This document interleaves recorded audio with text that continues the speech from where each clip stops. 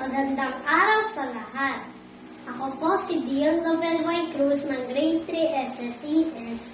At ngayon po ay ikukwento po sa inyo ang mga maskara ni Miko na isinulat ni Kate Del Rosario. Bakit po kaya lahat ng tao ngayon ay nakasuot ng maskara? Tanong ni Miko kay Mang Berto.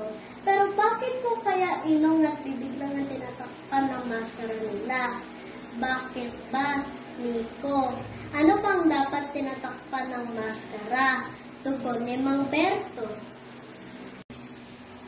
Kinuha ni Miko ang kanyang Batman na maskara at isinuot. Tatay! Ako po si Batman. Ang ganda po ng maskara ko. At sigurado wala po makakakilala sa akin kapag suot ko po ito. Dahil buong mukha ko po natatakpan. Pwede po bang ganitong maskara suot ng mga tao ngayon? Nakakatawa ka talagang bata ka.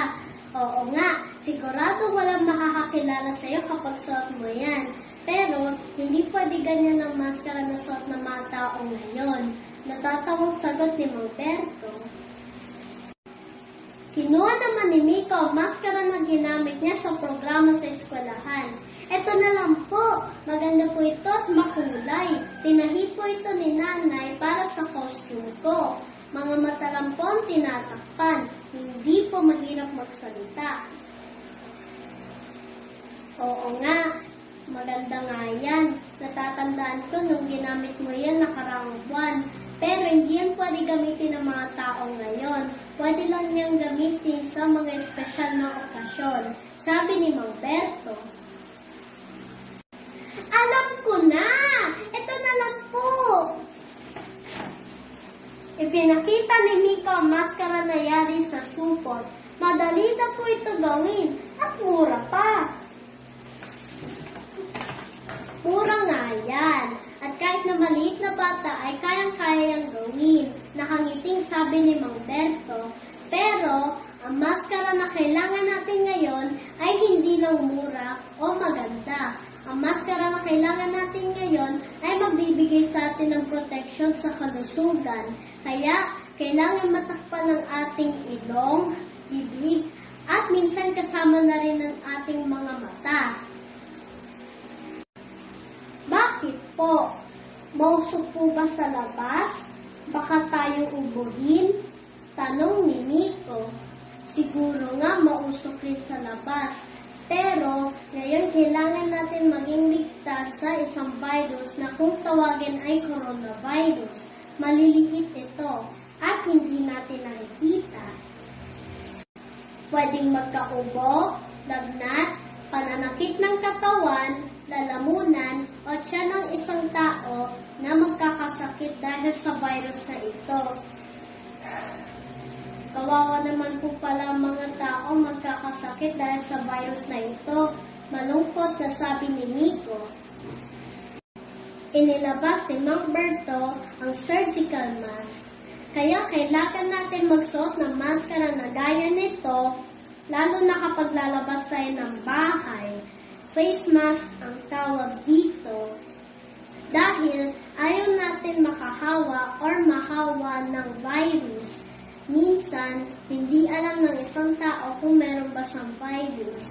Kapag bumahing siya at wala siyang maskara gaya nito, pwede mahawa ang katabi niya. Pero, kapag lahat ng tao ay may maskara gaya nito at hindi masyado magkakatabi, lahat sila ay ligtas. Ipinakita rin ni Mang Berto kay Miko ang face shield. Bukod sa maskara, ang iba naman ay nagsusot ng ganito. Face shield naman ang tawag dito. Pinoproteksyonan naman nito ang ating mga mata at ang buong mukha para mas ligtas.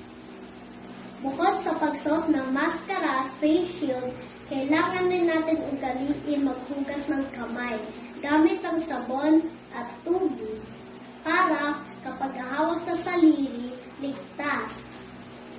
Kailangan din muna natin manatili sa bahay para ang may mga sakit ay mas mabilis gumaling at patuloy na rin mawala ang virus.